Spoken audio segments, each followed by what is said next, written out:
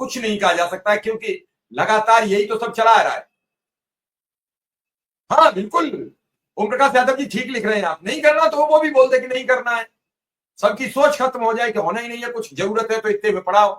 कल का भी मैं देख रहा था किसी शिक्षा मित्र का रेजिग्नेशन लेटर, सेवानिवृत्त उसका इस्तीफे का घूम रहा था। साथ ही आज स्कूल मर्दिंग का एक लेटर घूम रहा है। एक सेकेंड में वो पढ़ के सुना भी देता हूं।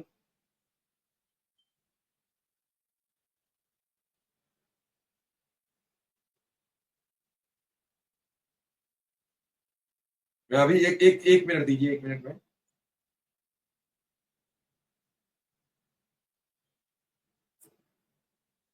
ये लेटर है खंड शिक्षा अधिकारी सरदार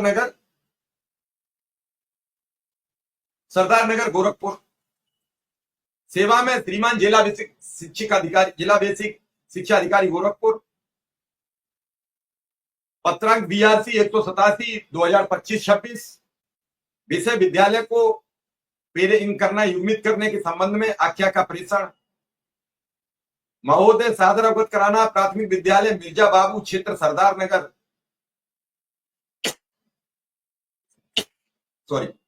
सरदार नगर जनपद गोरखपुर में वर्तमान समय में कुल छात्र संख्या नामांकन 19 है तथा एक सहायक अध्यापक, 2 शिक्षा मित्र श्रीमती किरण यादव इंचार्ज प्रधानाध्यापक, श्री मुर्शिगे शिक्षा मित्र एवं श्री नीलू मिश्रा शिक्षा मित्र कार्यरत है। ग्राम प्रधान रौतेनिया सरदार से वार्ता के क्रम में प्राथमिक विद्यालय मिर्जवा बाबू को उसी ग्राम पंचायत के प्राथमिक विद्यालय रौतेनिया बाबू से युग्मित किया जा रहा है। इसकी सहमति बन गई है। प्राथमिक विद्यालय रौतेनिया बाबू में कुल छात्र संख्या नामांकन 48 है एवं 2 सहायक अध्यापक एवं 1 शिक्षा मित्र है।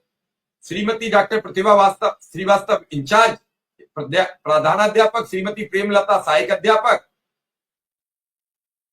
और श्री चंद्रभूषण शिक्षा मित्र कार्यरत हैं। अतः शासनादेश संख्या बेसिक शिक्षा अनुभाग 05 लखनऊ दिनांक 16/6/2025 के क्रम में प्राथमिक विद्यालय मिर्जवा बाबू को प्राथमिक विद्यालय रौतेनिया बाबू से युग्मित करने की संस्तुति की जाती है। भवदी खंड शिक्षा अधिकारी सरदार नगर गोरखपुर।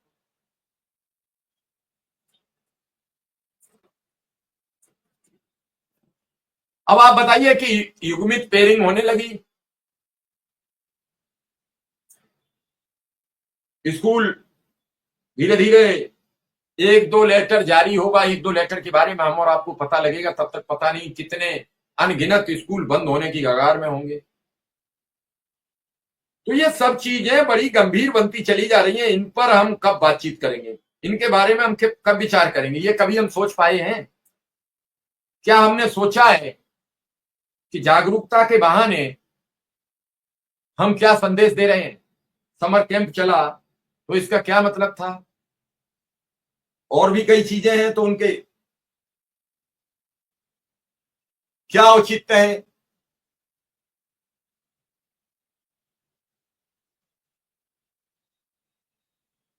ऐसे हजारों स्कूल बंद हो जाएंगे और क्या वहां के बच्चे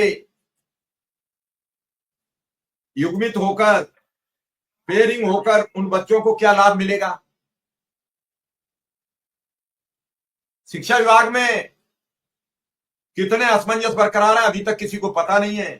कितने असमंजस खड़े रहेंगे, कितने असमंजस बंद हो जाएंगे। आज शिक्षा मित्र की हालत बुरी तरीके से पस्त है। वो न इधर सोच पा रहा है, न इधर निकल पा रहा है, ना तो वो नौकरी छोड़ पा रहा है और ना कर पा रहा है। छोड़ने का कारण सबसे बड़ा है वो ये है कि वो सोच रहा है शायद कुछ भला हो जाए, शायद कुछ मिल जाए, और छोड़ इसलिए नहीं पा रहा है कि हम छोड़ दें, कहीं कुछ मिला तो हमें मिलेगा नहीं।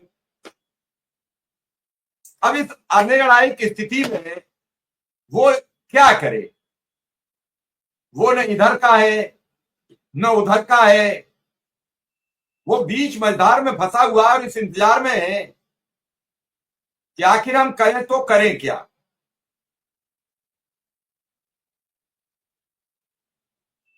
कब तक हम ऐसे ही टालते रहेंगे? कब तक हम ये सब कहते रहेंगे?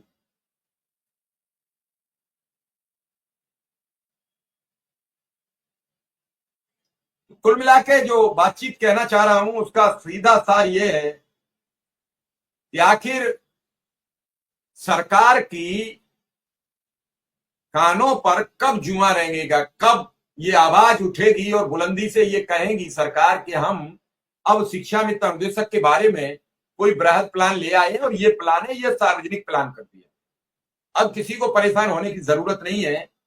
हमने सोचा, समझा, विचार किया और इस मुद्दे पर पहुंचे कि बहुत जरूरी है अनुदेशक और शिक्षा मित्र की बात की जाए। बहुत जरूरी है कि इन सब मामलों पर निर्णय लिया जाए कि आखिर 1,40,000 शिक्षा मित्र और 25,500 अनुदेशक कैसे जिए।